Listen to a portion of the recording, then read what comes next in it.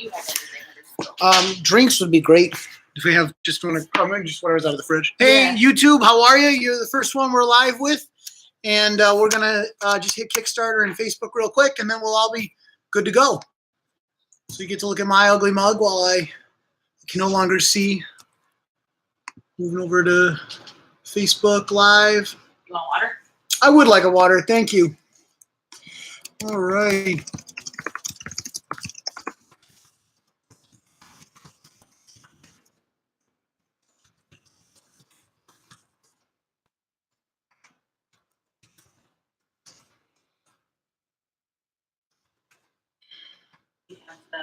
Comic thing with you, the prize or whatever? No, I don't. Long story. I'll get there. Okay. I'm just trying to think if there's anything you need me to grab. Gotcha. Here. Just make sure all the illegal narcotics are away, the gun running we do, all that. Yeah. Yeah. I've got that under control. Especially and I swept. You swept. So oh, great. That's the most checklist important done. part. Yeah. Yeah. All right there. Facebook, just a second. We're up on YouTube. We're up on Facebook. We're going to be up on Kickstarter in just a minute. Alrighty. And finally, start streaming.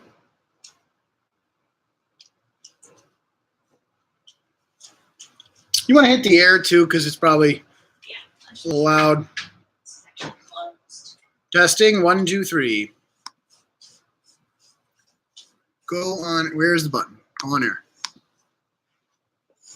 Hey there, Kickstarter. We should be good now on all of our platforms. We're on YouTube, we're on Kickstarter, and we're on Facebook all at the same time through the magic of, well, just through magic. I have no idea how any of this crap works. All right. So thank you for tuning in. We're just getting revved up here. Give us just a moment. So I am Carmelo Chimera, and I'm Danny Romero. And we're coming to you from Chimera's Comics LaGrange. I appreciate everybody who's tuning in tonight. I will be monitoring our chat on Facebook from here, and I will be trying to keep an eye on the Kickstarter up there. So if my eyes dart back and forth, do let me know. Last time, no one really used the YouTube comments. I will take a look over there periodically. But I do want to talk to you guys tonight. You know, we want to hear from you and not just talk at you, because this is supposed to be us, hanging out. And today we have a very special impromptu reason for all of us to need to spend some time together. By now you've heard the very sad news that Stan Lee has passed away. He's no longer with us. And Danny was just telling me how people have been just coming in all day talking about him and sharing their stories. And I think it is something we all knew Stan Lee, even though we didn't know him personally. So this is probably good for us to talk about it. Yeah, it's definitely been a comfort just seeing, a lot of you guys have been active on the Chimera's Comics community page talking about it, and just the friends that we've met and now see each other's news feeds have been. It's kind of a little online support group, so to speak. But even in the shop, we've had regulars come by, and we've also had just walk-ins who have, hey, have you heard? And yeah, this is crazy. It's that kind of thing where, he almost made it to 96, and it's not necessarily you shouldn't be shocked, but it's still a shock. He's just that much larger than life that it's quite a void that, his presence being gone will be noticed by many. Yeah, and I think the thing you said about him, it's almost surreal. He was 95, and as time passes, we'll all feel blessed that we got a century with him. But I think in terms of why it still feels like a shock is because I always thought of him as being sort of invincible. Because he's a legend, right? And legends are bigger than our bodies, right? And legends don't die. Right. And I mean, especially, over the last, 6 months or so with all the crazy stuff that's been happening in the news with him too. It was just man, this dude can go through anything. And, end up coming out of it. And he had been battling illness for over a year. So it's, it just, I'm hoping that, he's with Joan and just, at peace and happy with what he did, what he did with his life, which was quite a life to live. Yeah. And, that's something else that is really both like bittersweet about this is imagine being 95 and your wife passes, right? It's like when Joan died last year, I thought that, honestly, I thought it would be shortly thereafter that we would lose Stanley. It happens a lot. Yeah. I'm recently married myself back in June, and I'm just starting my life with my wife. So the thought of that one day coming to an end is heartbreaking, right? It's like I don't even have those memories yet, and I mourn their loss. Yeah, I mean, it was Joan that kept him going. We wouldn't have the Marvel that we have today. We wouldn't have all these characters and the movies and this giant legacy of superheroes if Joan hadn't been like, you know what, you're ready to quit anyway. Why don't you write what you want to write? And then we got Fantastic Four, and the rest is history, as they say. Yeah. I guess I'll take this chance because as people are starting to tune in, I want to give you a quick overview of what we're going to talk about tonight, and then we're not done talking about Stan Lee because I want to hear from you guys in a minute. But I thought I'd give us a quick overview of where we're going to go. Obviously, we're doing this because we're running a Kickstarter right now for our new graphic novel, Cellar Door. So we do want to talk to you a little bit about Cellar Door. Obviously, what happened with Stan Lee today is really, is something that's going to take a huge part of our conversation, though, because I don't know about you guys. When I heard, my first thought was like, I want to talk to people who understand. Yeah. So we will do that. And I want to hear from you guys. I want to hear what your favorite Stan Lee stories are. If you've met him or you own an autograph or something, I want to hear your own experience with Stan Lee. That would be awesome. And I think it would make us all feel better. Yeah. We do have some cool prizes too tonight if you stay with us. We have this awesome one-of-a-kind zombie Spider-Man variant cover to give away. And you don't need to be present to win, but it would be kind of fun if you were. And also we have a pair of tickets to the premiere of a new horror movie called It's Just a Game from some friends of ours who helped produce it. And they're selling the Blu-ray in advance on Kickstarter right now. And the premiere is in December. So if you're local to Chicago, that'll be something really cool. We'll talk about that too. So we do have fun stuff to look forward to. I don't want anyone to think we're going to just get sad and cry all night. I mean, we will. I will cry. It's a bit of both, It's that thing where he was definitely such a spirited person that a lot of the people who are saying that they would he would want for people to kind of have fun and laugh and enjoy and celebrate his life, and I think that is important, but. Yeah, it's like you kind of have to let yourself do a little bit of both. You got to be a little sad, and you got to think about the good too. Yeah, because that's the thing about Stan Lee was he filled the world with so much excitement and so much wonder. I mean, there's a reason he's the face of Marvel. There's a reason, even though he had many very talented collaborators, there's a reason we think of Stan Lee, and it's because no matter what he talked about, he was elated. It was Excelsior this and True Believers that, and just thinking about it gets me kind of weepy-eyed because his message was very consistent. You know? I mean, he wanted to inspire people, and there's countless names in the industry right now, writers, artists, inkers, editors joined because of him. And it's that kind of thing where love him or hate him, he wasn't a perfect person because none of us are, but love him or hate him, you have to respect what he did for Marvel, but what he did for comics in general. The dude is a legend for a reason. I think too, in some ways, what he did for comics was beyond even him at the time, bigger than he realized or even meant to. Yeah. And only later, I think, did he see the full impact. Because, in recent years, he'd issued statements to the effect of comics are for everybody and they should include and represent everybody. And he was doing that even back when all the superheroes were white guys.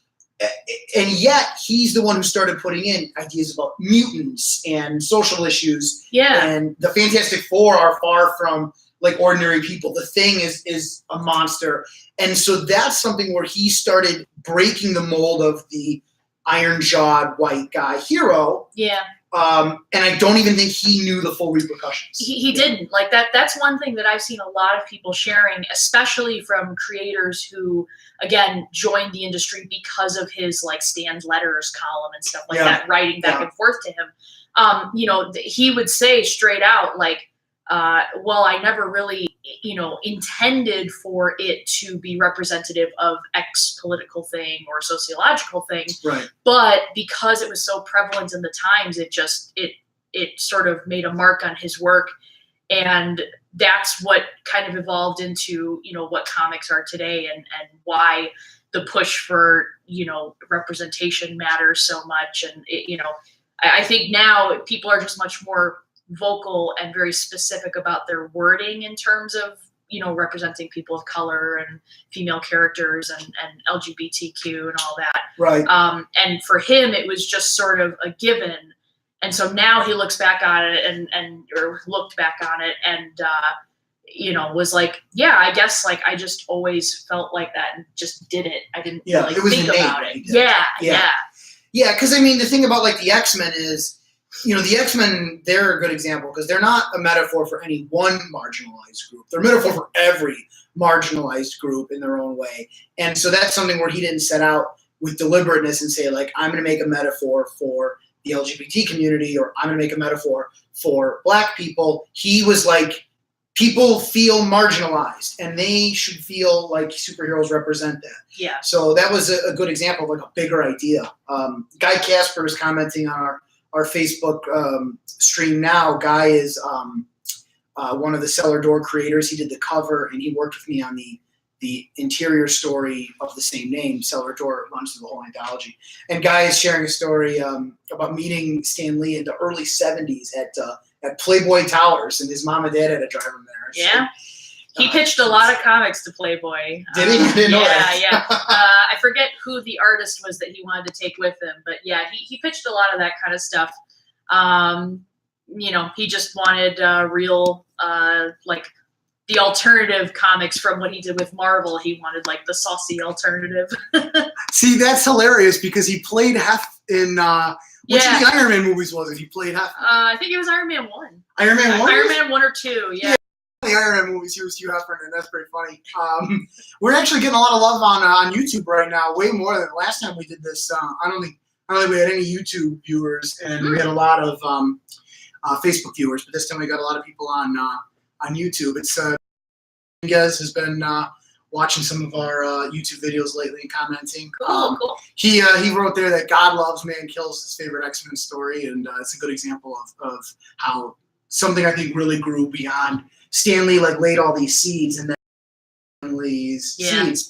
Yeah. And I was watching a YouTuber the other day named George Rickard Schmidt who was talking about influence generally in art. And his point was this, is that like, it's so hard to trace because one person influences so-and-so who influences so-and-so. Yeah. This is based on this, which is based on this, based on this, based on this. Right. Yeah. And he was talking about, I was actually watching it to do research for Cellar Door because he was talking about H.P. Lovecraft and how like Lovecraft influenced Poe, influenced Stephen King, and how like maybe Lovecraft doesn't influence you, but Stephen King influences writers all over the place. Yeah.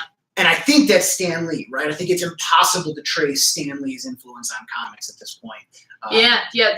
There's just certain, you know, you could take pepperings of different styles of comic that had come out previously, but it was never, it would be the most subtlest things that, you know, that he would glom onto. The idea of like a family team of superheroes, like stuff like that. Right. It's, you know, you could say maybe Swiss Family Robinson a little. You're right, sure. But again, it's just such a subtle way. Like he took it and said, well, what if we did this? And it was just so out of left field, which is why he initially got so tired of the industry, was because it was, he felt like it was getting stale. Like there was just, you know, nothing going for it. And then all of a sudden it's like, okay, you know what? Forget it. I'm going to do my own thing. Yeah. And sure enough, he did. Yeah, absolutely.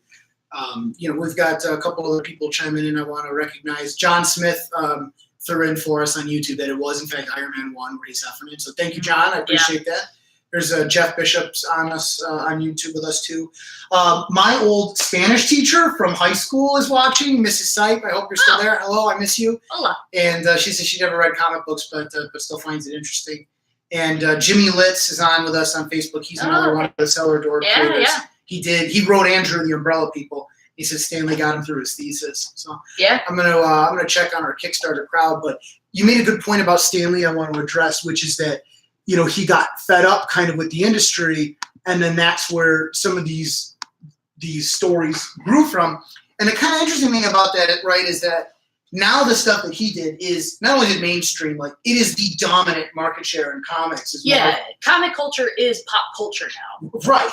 And so it's funny because counterculture has a place in culture, right? Is whenever you think you're doing something that's reactionary, that's against the mainstream can commodify it. So this happens with like hot rags, right? Is, in the 90s or 80s or whatever, kids want to be tough and they want to wear black or they want to wear leathers, they wear fishnets. I think we can make a giant multi-million-dollar national chain selling you that crap. Yeah. Capitalism has room for every fringe. Yeah. So the Fantastic Four start as something that's different and edgy, and now the Fantastic Four are one of the biggest brands in comics. So maybe they're a bad example because they're one without a successful popular movie. It's mostly just they were a big comeback. I mean, their title only just restarted, right? But it is still a poignant example because look at how much Marvel paid or Disney paid to get the rights for them back. That says it sure itself. They bought a whole production studio, but it's sort of like,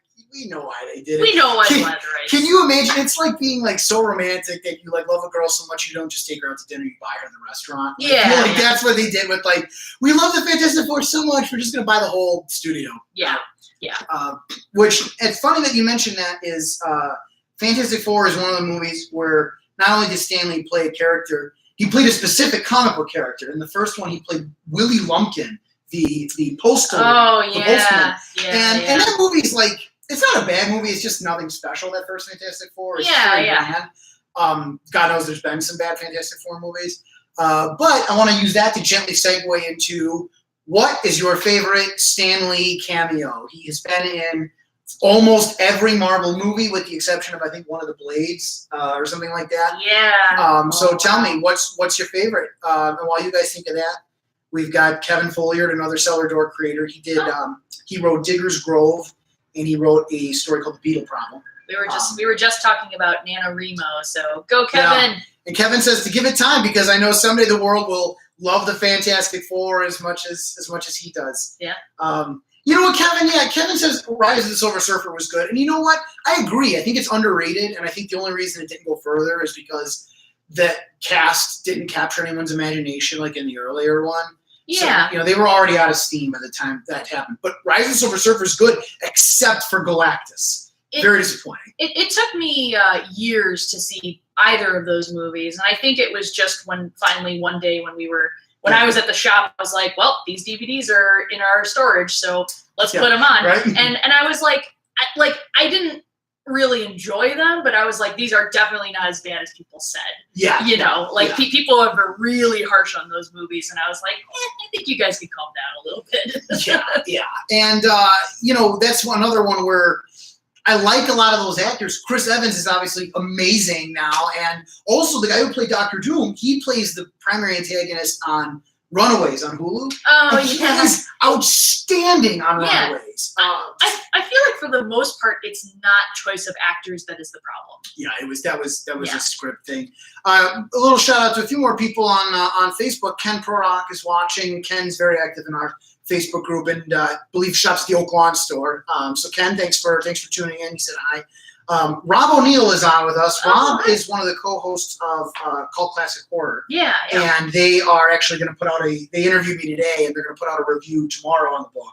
So Rob is one of the few people who's read Cellar Door, and he says that Digger's Grove was his favorite out of there. So Kevin, you have a fan. Kevin and Rob are both in the comments. Say hi, make friends, exchange phone numbers. But just want to give those guys a shout out. I actually also recorded a podcast with them today. They want to do Cult Classic Action, and it was like action movies, but I had suggested this like a year ago, and then I got busy getting married and bullshit. So, yeah. you know, like, there's it turns out some I didn't have any time. priorities. Running yeah. a Takes a little business, time. full-time job, Yeah. my house. Like, but so they are going to do the Cult Classic Action Show, and the first episode will be out, I think, this week. It's on the movie Cobra, so that was fun. Nice. Yeah, I did that today too. Kevin agrees with us that Galactus sucked in the Fantastic Four: Rise of the Silver Surfer. Galactus is the character that, like, if you're gonna do it, you have to go all in. Like, it's like the quick. Like, I was thinking about my favorite Stan Lee cameo, and I think it's the one where he's talking to the Watchers. Yeah, John Smith agrees with you. He's in there on YouTube, and he said that either after the Deadpool after credits or the Watchers is his favorite. Yeah, it's exactly like the Watchers. Like, yeah, they have these giant dome heads, big, like, really square collars and stuff. Right. But they were like, well, no, that's how they look.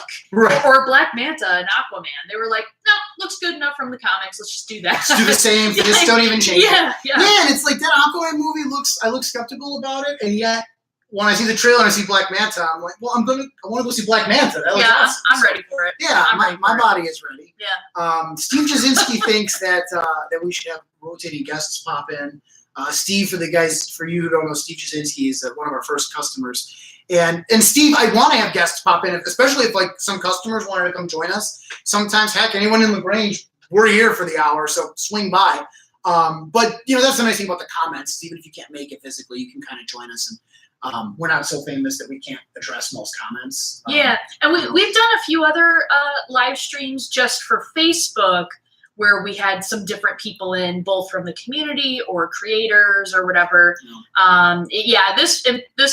The streams across multiple platforms in particular, we got to get some more volunteers. Yeah, it'd be nice if I could have somebody monitor, like, YouTube and someone else monitor, like, the Facebook. If you guys don't mind me clicking back and forth.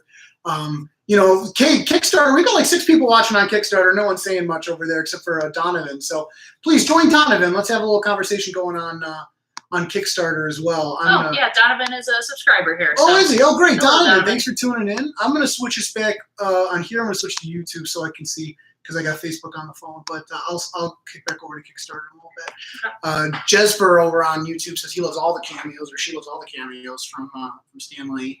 Joe Pakovitz is on. He says, just give the Fantastic Four to Kevin Feige. He knows what to do. I have a theory. You want to hear my Fantastic Four MCU Fantastic Four? Let's do it. This is what I would do. This is the Carmelo Camara version of the Fantastic Four for the MCU. I don't want to see another origin movie out of the Fantastic Four. They've had 4 movies, if you count the unreleased one, and 3 of them were origin movies. Not working. We're done with the origin of the Fantastic Four. It didn't really make sense to begin with anyway. What they should do is that the Fantastic Four have been in the MCU all along, and they've just been in, like, the negative zone. They've been off exploring the negative zone for like 10 years. Yeah, or the quantum realm. The quantum realm or whatever thing, you know, that they wanted, some realm. They come back to a post-Avengers world. I'm assuming that after the next Avengers movie, there will be no more Avengers. Either they will be disbanded or temporarily. We'll get them back. But the Fantastic Four will return to a world sadly in need of heroes. And maybe they'll realize, like, wow, well, we were off being adventurer scientists. We really screwed the booch because Earth needed us. It would be a good Avengers 4 stinger at the end. Right? I mean, it really would. So you have the Fantastic Four sort of coming back and saying, like, oh, well, we need to recommit to being heroes, not just scientists, explorers, but heroes. Yeah. And so that would be, you know, kind of interesting, and then they can sort of take the forefront of being heroes that way. And also, I want all of them. I want Franklin Richards. I want Valerie. Like, they went off in the negative zone. They had kids. 10 years passed. Yeah, I want all of them in it. Yeah, like, they could be coming back, and, you know, they could have back when been, like, toying with the idea of being heroes, but they were like, well, we're going to do the science thing, and got lost along the way, and now they're back, and it's like, all right, yeah, I guess it's a good enough reason to, like, be a hero. Yeah, you know? Exactly. And so, you know, just in terms of setting them up, that's what I would do, because then you almost sell them short if they're latecomers to the MCU. If you're like, oh, they're the new heroes, that really sells short their, you know what I mean? Their history. Yeah. And that was one thing I liked about Ant-Man, is they brought Ant-Man in, and they didn't just say, like, oh yeah, this founding Avenger from the comics, he's the new guy. They said, oh no, there was an Ant-Man in the 80s. Hank Pym was around in the 80s. Yeah. He played Goliath. Yeah, exactly. Yeah. So that was kind of cool. And, they should do something similar. We have Dolores over on YouTube saying she loved all the cameos. And they should have his picture in the background somewhere, upcoming movies in his memory. Yeah, they've done stuff like that. I think with Deadpool, they had the billboards, or was that? I can't remember if that was Deadpool or Venom. Maybe not. No, that wasn't Venom. But they've had like billboards and things like that. So that would be kind of cool if maybe they're like, local man throws a shoe, and it's like a picture of like Stan Lee or something, like like a tabloid. Yeah, like a tabloid magazine or something like that. I'm sure they'll find fun ways to do it. Kevin agrees. Kevin wants us to skip the FF origin and just kind of go through the opening credits, like media clips of their history. That's fine with me. It's they kind of already did Fantastic Four with the Incredibles, so that's going to be the interesting thing now, is that now that they've done that, because they were like, I think a little bit of it was like, well, we're mad that we don't have the rights anymore, right. So boo-hoo. But now they're going to have to kind of backtrack and be like, all right, no, if we're going to make this legit, like, how do we convince people of it? Right.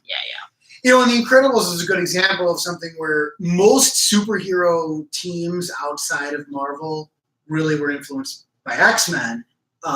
Heroes and stuff is very X-Men. Yeah. But The Incredibles is a great example of something influenced by the Fantastic Four. Like straight up Fantastic Four. Yeah, and The Incredibles is the best Fantastic Four movie to come out, for sure. Mm-hmm. So that's a good example. I'm gonna check on our friends over at Kickstarter, but some other thoughts about Stan Lee I wanted to share is that it made me wonder today. It made me think about, like, why does the death of somebody we don't know make us so sad? And I think when anybody dies, we aren't sad for them per se, because their pain is over when they've left us, right? It's us who's left behind, and the gap they leave in our lives that leaves us sad. Right. And so when someone like Stan Lee has given so much to our lives and to our world, that's where I think that sadness kind of comes from, is the knowledge that his contributions, while they'll live on, there'll be no new ones. He has now given us all he's going to give us, and there will be more in terms of the legacy, but in terms of him, that's the end of that. And and just that, and that he's irreplaceable. I mean, there are going to be other huge figureheads in the industry who, granted, with time, will probably make similar marks that he did over a long period of time. But, as it stands, at least for, the next few decades, unless something changes very quickly, he just did this. He did a thing, I mean, he really changed so much and created so many of these characters that, there are kids now who will look at those characters and think that they're the best thing since grilled cheese. It's right. Wild, that kind of influence. Yeah. One thing I would love to hear from the folks watching, and between the few platforms, there's about 12.5 of you at any one time coming and going. For those of you who don't know, by the end of this, like 1,200 people will see this. That's how popular these have gotten afterwards. So hopefully more people can tune in live, because I want to ask questions like I'm about to ask you, which is, can you tell me an example of how Stan Lee's influenced your life specifically? I saw something literally just before we started this live stream. A friend of mine named John Brooks, who I know him because he married a friend of mine named Sue. Sue used to work with me at 10th Planet. And famously, at least amongst their friends, the reason they met is because John's family saw Sue working somewhere and saw that she had a Spider-Man tattoo. Yeah. And they went home and they said, John, we got to introduce you to this girl. Yeah. She's got this Spider-Man tattoo. And but that was all it took, right? For them to be introduced. That was the icebreaker. Out of curiosity, do you know about how long ago it was? Like how many years? Because depending on the time period, that's probably why they were like, oh my God, there's someone else who likes, who has a Spider-Man tattoo, and she's a girl. Like, grab her. Yeah, I mean, that's a good point, because like today, it's probably not as an oddity as it was some time ago. I want to say, God, I think they've been together since I was in college. So it could have been like 8 years for all I know. I just, which is post the Spider-Man movies, but it's not post like MCU takeover of the world. Yes. Mouse House owns it all kind of thing. So so that's a really good point you make. But yeah, so those are two people in love, married to each other their whole lives because of Spider-Man. So I want to know, anybody else got a story like that, or have friends who have a story like that? I want to hear it, because that stuff really tickles me. It really makes me really happy to hear that. Yeah, and I think that's what's going to help people the most right now. Like, again, just talking with people that have come in the store today, or talking with people online. My friends, I was messaging people when I first heard, because I was like, I didn't want to be that person that's like, oh, I got to go and tell everybody about this gossipy thing. But it was like, this just feels important that there's certain people in my life that I want to reach out and talk to, and so it was immediately this thing of like just getting over that shock. And then once I did, and I started seeing all these eulogies and stuff from people that were just so heartfelt, and moments they met him, or, why they were inspired. And like, that's the stuff that made me feel a lot better, and made it a lot easier for me to, not totally break down throughout the day. Yeah, I mean, like, both my brothers texted me, you texted me, Steve Jasinski texted me. My dad called me to see if I was okay. God love him. Yeah.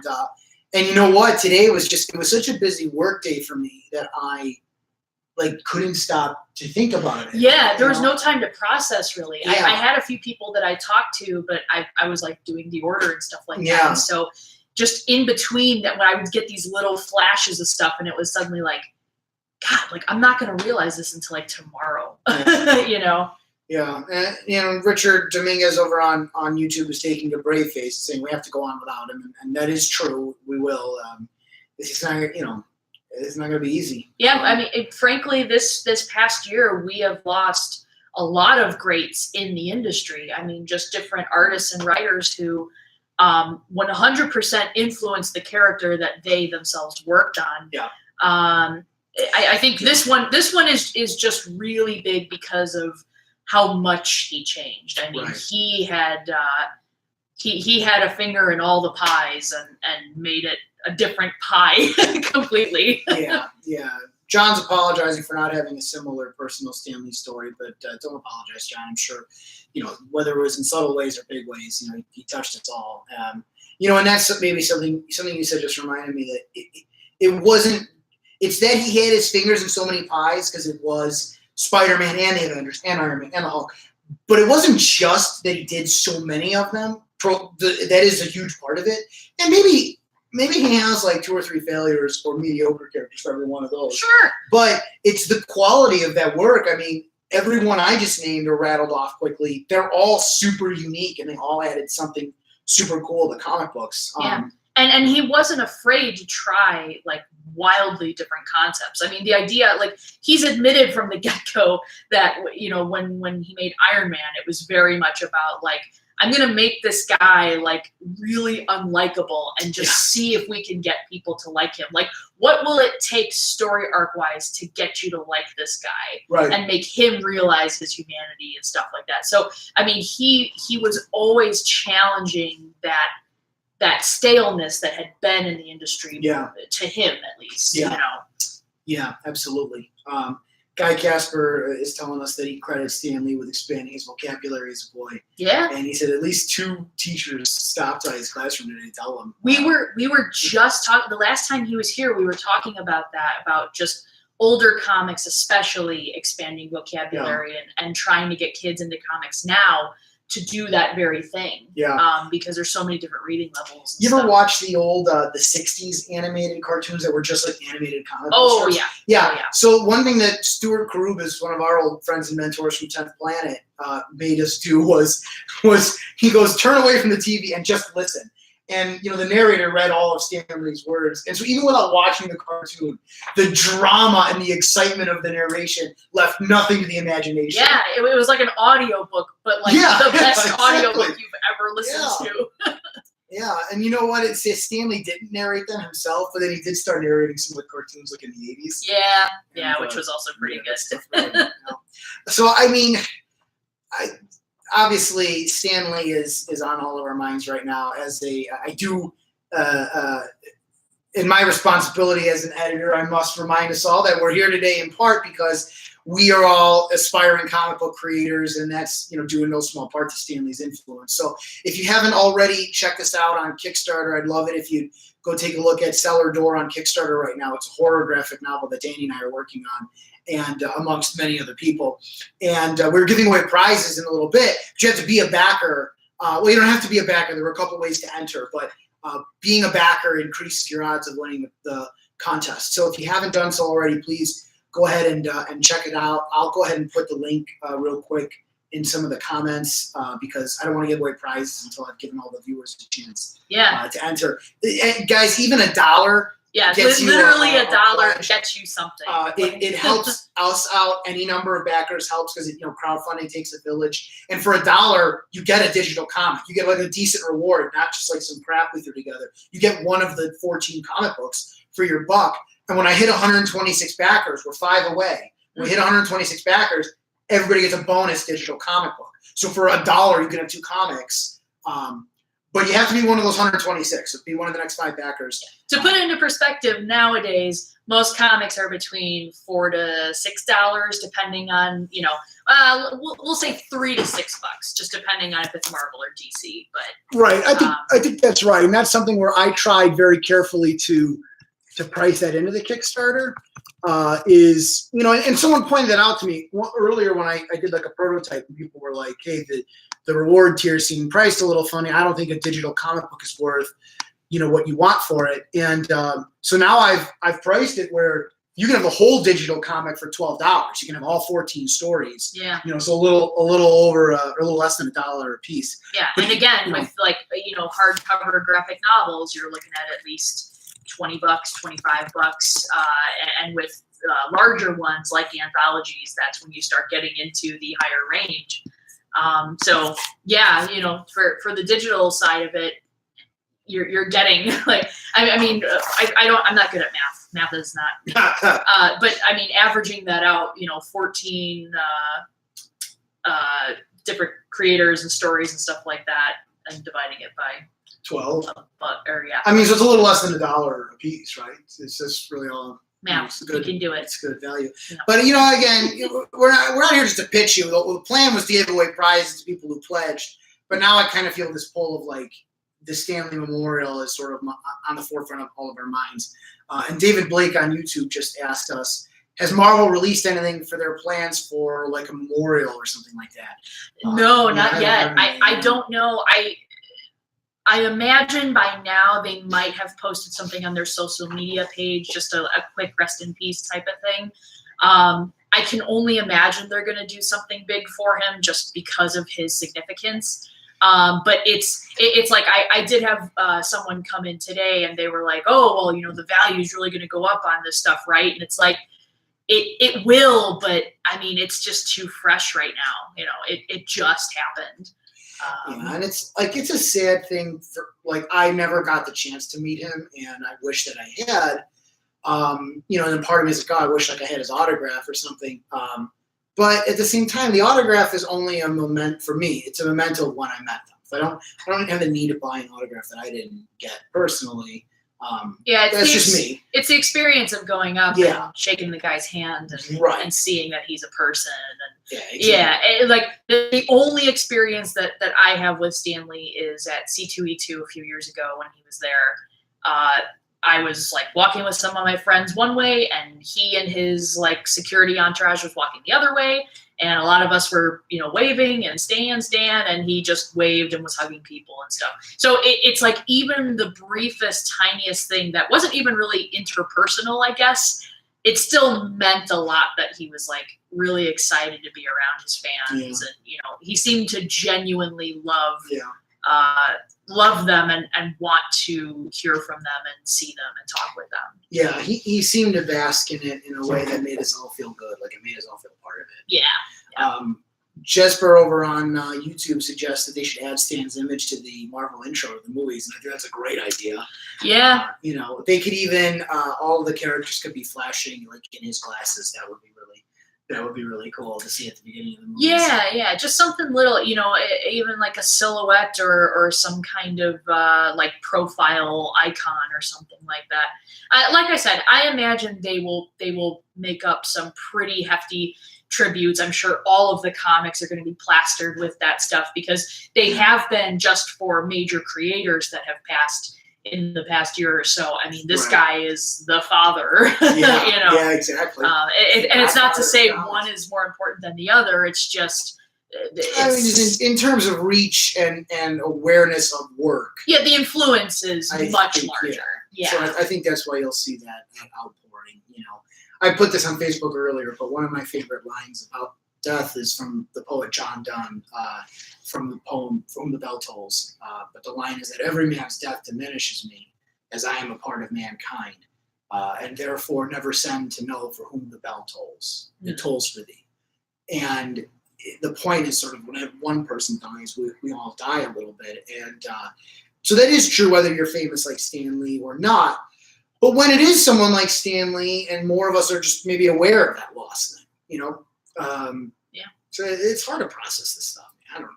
So it feels good to kind of get it out there and talk about it a little bit. I wish all of y'all had a platform to go talk to lots of people like we do. This is actually like a really cool thing to be able to do. I suppose the rest of the world just needs like healthy coping mechanisms. I'm just going to keep relying on our fans. Yeah, I mean that's why the community thing is so important. Yeah. With comic shops in general and just people coming in and stuff, but even the online thing, like the advances of technology don't necessarily have to be a thing that we like harp about and we're all so disconnected, but we're more connected than ever in a lot of respects. Because that's why I like this live thing. Is like. Yeah, we could just Facebook each other all day, and we will do that most of the time. But this is a chance for us to talk to you. I've already talked to a few people through the live comments, and when else am I going to get together with like 1,200 people like don't know to talk about Stan Lee? That's awesome. That's a really cool thing that technology has given us. It's all how you use it, probably. Yeah, it's like podcasts too. When you hear someone else talking about the things that you care about, and they can put into words. Things that you're thinking, but maybe you're not sure how to phrase it yourself. Right. Like there's comfort in that it's, there's validation in that. You like Stan was really good about,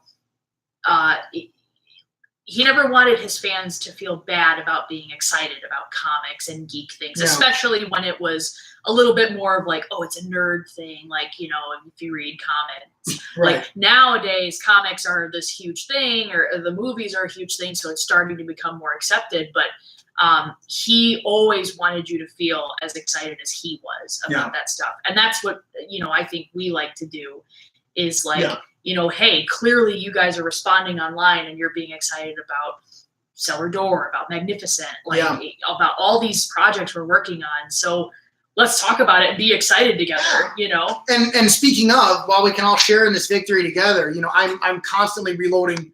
Like I should not be watching this pot boil, but I reload our Kickstarter page all the time to try to see like, oh, how are we doing? And I mean, in the time we've been doing this, we've gotten 4 more backers. We're over 6,600. We're over 60% funded. And again, some people are just throwing in a buck. But like when you have dozens and dozens of people throwing a buck, it adds up a lot. Yeah. We're at 124 backers, so 2 more, and everybody gets a bonus digital comic. But you got to be one of those 2. So if you haven't already pledged, throw us $1, get some free comics for yourself. Well, get some not free comics, but you know what I mean. Get some cheap comics for yourself. They're awesome. Get a very reasonably priced comic. Yeah, get 2 very reasonably priced comics. Yeah. Or if you like, give us a little more. That's fine too. But yeah, I'm going to give it a little bit longer because we do get a lot of pledges trickle in. Joe Pakovitz, thank you. He just pledged. We got Donovan. Donovan pledged. Actually, Donovan increased his pledge. Thank you, Donovan. Danielle came in, chipping in with $1. Nice. David Blake. Guests, guys, people are pledging under guests, and it's fine. But I want to thank you. I want to know who these nice folks are. We had so many guests pledged to this Kickstarter campaign this time. And thank you, guest. Yes, thank you, guest 167040598. Like It's like to be a little more personal. It's a thought that counts, you know. They know who they are. Well, they know who they are. Someone says over on YouTube, John Smith wants to know, when is Magnificent 2 coming out? And you asked just the right people for this one. Danny and I have been working in, I don't know how secret it is. Guys, 125, next backer, and you're all getting dollar comics, one more backer. Danny and I have been working kind of in the background on the Magnificent prequel. We haven't talked about it because we're doing Cellar Door. But Danny is just starting to draw, and I have just finished writing. So not Magnificent 2, Magnificent 0. And I'm very, very excited, John. I'm very glad that you asked about it, because Magnificent is, the prequel is, I think, the most important thing I've ever written. It's the most important thing I've ever done. And Danny has commented to me many times that she thinks it's like the book that, like a story that needs to be told. It's the book that we need. That makes me really glad to be working with her. It's a game changer for sure. It's the kind of thing that, you know, each project that I do motivates me to try different things and challenge myself more and get better.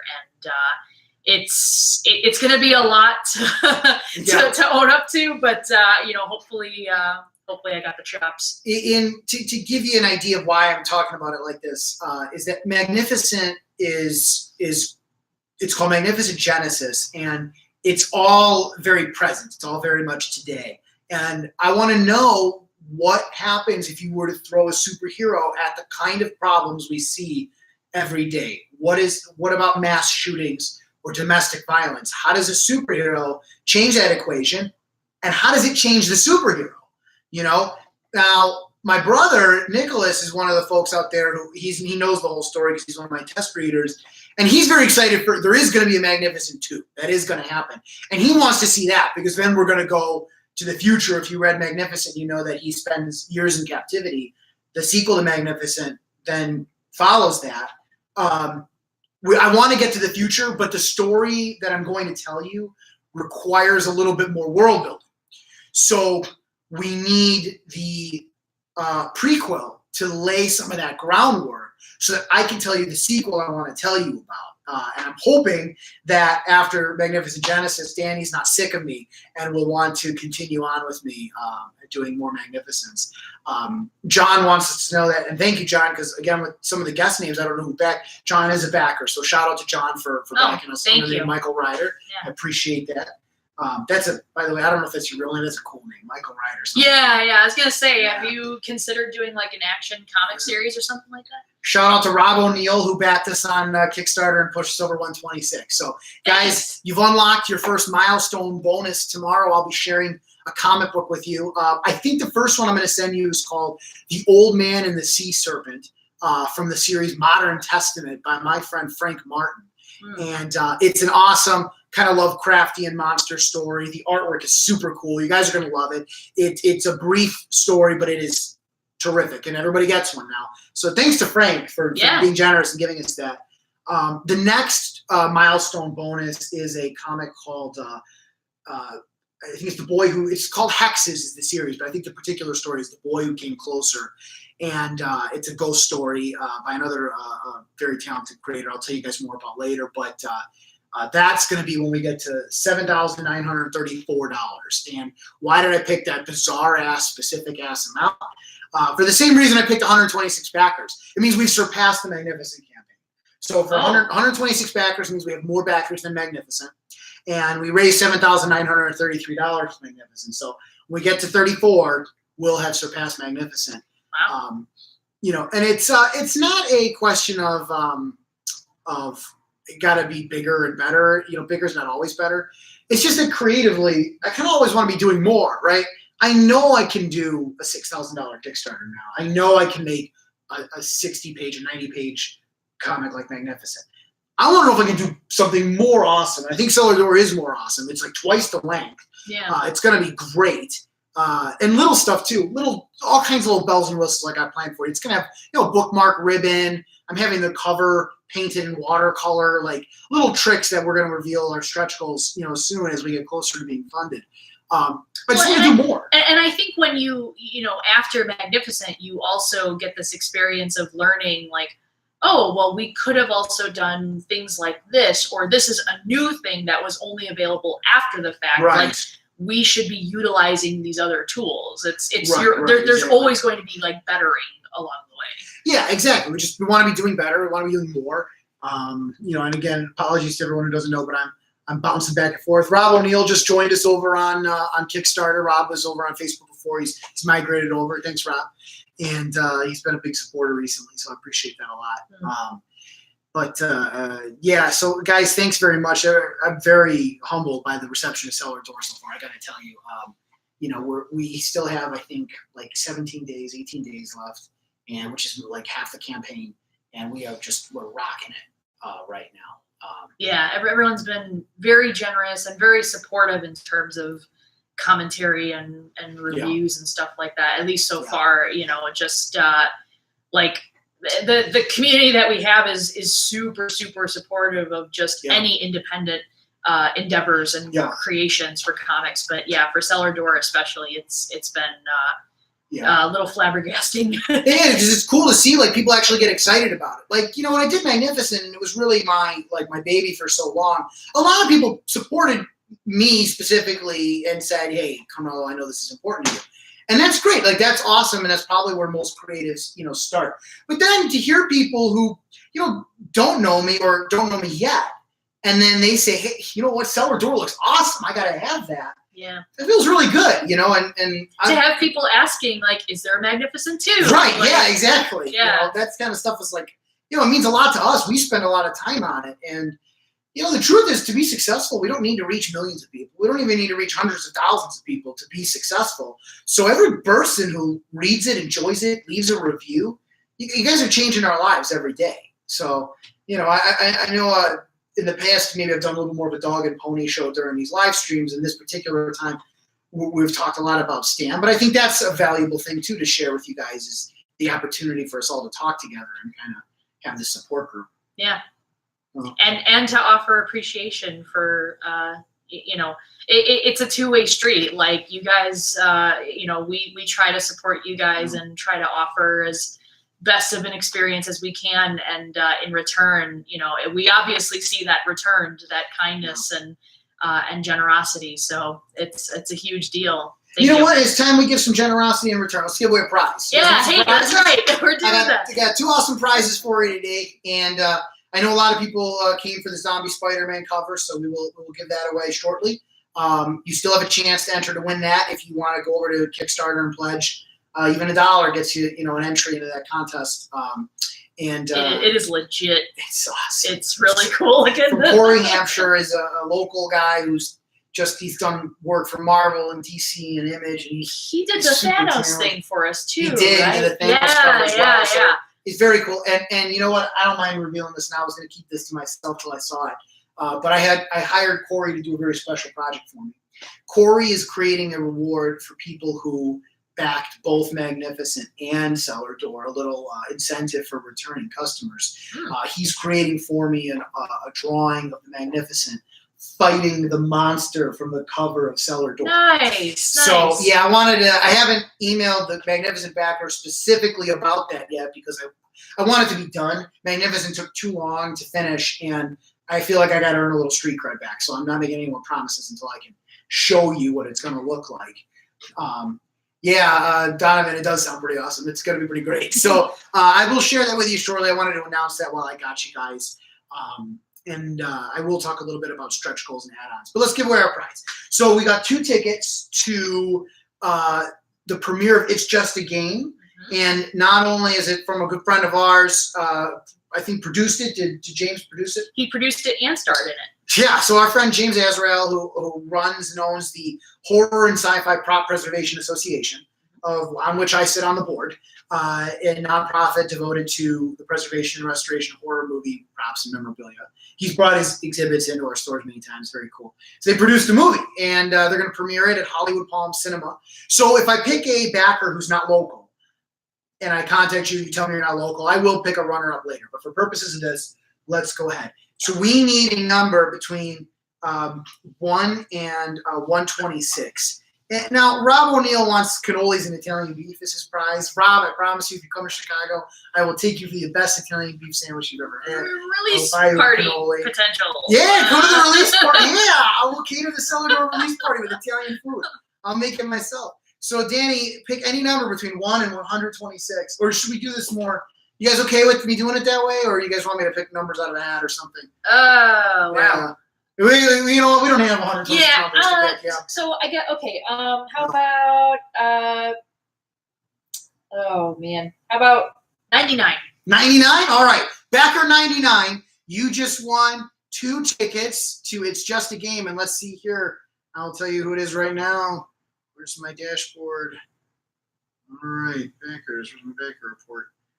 All right, we have to go over to Kickstarter and do it. I've made this complicated. No, you're fine. You're fine. I just got to go over to the Kickstarter dashboard, and everybody's going to get a close-up of my nose hair a little bit while I do this. All right, so backer 99. Yeah, the phone doesn't have the numbers. So in case anyone was worried that this was not a fair way to do this, I don't know who backer 99 is off the top of my head, right? So, all right. If it's me, I will change the number. Yes, if it's Danny or one I don't think I'm 99.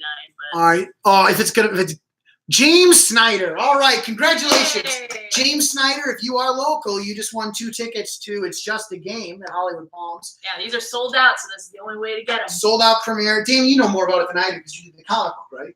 Yeah. Actually, Raphael Neves, who did work in Cellar Door as well, right. He wrote it. I drew it, and Tom Luth, who has done coloring for Usagi Yojimbo, he's done work for Mad Magazine, etc. He colored it. So we made this prelude comic to it that it's live on Kickstarter with the Blu-ray and such, but we'll actually be doing a big signing with a bunch of the cast and crew from the film on that day. It's a horror film that is very much about the evolution of urban legends and folk tales and how they evolve into the Slender Man style viral stories. Yeah, it's a really really cool indie horror film that touches on a few different types of horror. It's directed by Daniel Emery Taylor, who starred in Swamp Thing. Way back when. Yeah, he played a little kid. I think in Return of the Swamp Thing, if I remember right. Correct me if I'm wrong. That is awesome. Yeah, so it's gonna be fun. So as we're coming up on the end of our hour, I'm bouncing back and forth to make sure I didn't miss anybody's comments. But let's see over here on Kickstarter. We got congratulations from Donovan Coronado. All right, guys, I got one last prize for you now, and it's the Spider-Man cover. For those of you who haven't seen it, I think I can pull it up on the phone here and show you guys what it looks like. It's pretty boss. I did not bring it with me today because Danny got so excited when she heard about it. I thought to myself, Danny's going to beat me up and steal this prize. I did maybe subtly hint that I was going to steal it, look at it, mixture of things. So yeah, I don't blame you. Yeah, it was probably safer. Anyways, this is the Spider-Man cover we're going to give away. It's pretty boss. It's hand drawn, hand colored, hand inked. I think it's Spectacular Spider-Man, Peter Parker, the Spectacular Spider-Man 300, and it is. It's like Spider-Man meets Creep Show. It's super gorgeous. Yeah. So I'm going to give that away, but this one's a little bit more scientific because we did this on Rafflecopter. So Rafflecopter is going to be able to select my winner for me. So guys, last call. I'm about to choose the winner for the Spider-Man cover. So if you have not pledged, pledge. If you want to help us spread the word about Cellar Door, quick, head over to chimerascomics.com/giveaway, and you can enter our Rafflecopter contest. But I'm going to pick the winner any minute. So please, your final speak now or forever hold your peace. We're gonna say some closing words. That's final countdown. The final countdown. Yeah, I'm sorry. Some closing words. I want to say a shout out to the Horror Tree, who did a review of Cellar Door, and a shout out to Comics Examiner, who also did a review of Cellar Door. Appreciate you guys. Stuart Conover over at Horror Tree and Jim Sterna over at Comics Examiner. So thanks, guys, for taking the time to review our book. Positive reviews. Everybody's really enjoying it, so that's good. I got an interesting question from the Horror Tree article that's kind of neat. He asked me, why do I think horror is so popular in the Midwest? And I think. Have you lived in the Midwest? Yeah, right. It's like a scary place. That's what I said to him. I was like, well, we've got all these myths like Resurrection Mary and. Right. There's a reason why one of the rewards is a ghost tour. Yeah, because there's so many places you can go. Yeah, and I had 2 of my regulars at the trivia nights that I host. They were like, "We want to do this ghost tour. Like, are you going to lead it yourself?" I'm like, "I sure am." They pledged on the spot. So, it is one of the more expensive ones because I'm going to take you out to lunch. I'm going to rent a van, drive us around. So it is kind of a production. It's going to make it really romantic. It's going to be very romantic, guys. It's just we're going to look at corpses. What's that one movie where they do the clay sculpture and such? Is that Ghost? Ghost. Yeah, it's going to be just like Ghost. I'll reach my arms around you, my very large, soft, warm arms, caress you as we make pottery. And then the Ghostbusters show up and they ruin everything. They're just going to just cross streams all over the place. Anyways, I want to thank everybody one more time. A special thanks to Stanley and all the love he brought our life and all the joy and imagination. And I'm going to do my best to honor that with my own imagination, put that out in the world and never stop trying to. If you chase commercial success, that I think it's harder to get to. And I think if you put your cart before the horse, I think Stanley became very successful because he did what was right in his heart. And I think that's what made it successful in the end. I know I've heard many stories about how poor most of the writers and artists were at Marvel back in the 60s. And before that, he worked there. Even when it was Timely Comics. So that's an inspiration to all of us. And so thank you to Stanley. And then thank you to every one of you who's supporting Cellar Door. Every one of the 126 people who's pledged, all the people yet to pledge, everyone who's shared a link on Facebook or done a review. Thank you. Yeah, without Stanley, we wouldn't be together and have this community. We wouldn't know each other. And without you guys, we wouldn't have, Camara's Comics and Cellar Door and Magnificent and all this stuff. So it is way bigger of a deal than you can possibly imagine. It's almost, it's almost scary to think about, like, what would life be like? I mean, how much lesser? Without comics and without the kinds of things that he put out and the things that we've experienced because of that, it's very sobering. Yeah. So, well, hey, thanks again for everybody who tuned in. I'm gonna go ahead and give away the prize now. Quick shout out to a few last people. Mike Ryder said he's sorry he didn't back Magnificent, but he did buy the hardcover. Mike, don't worry. I appreciate it. I'm glad you bought the hardcover. I'm glad you liked it. Don't worry. Backing a Kickstarter is not a thing where we twist your arm. We're very grateful for everyone who can make it, but not everybody can. It's a limited time thing. It's 30 days. You miss the 30 days, you don't do it. It's not someone's fault. If anything, we did a bad job not promoting it. So thanks for that. Shout out to Dolores, who's still with us, and David Blake, who's still with us over on YouTube. Paul Smith just joined us on Kickstarter. Thanks, Paul.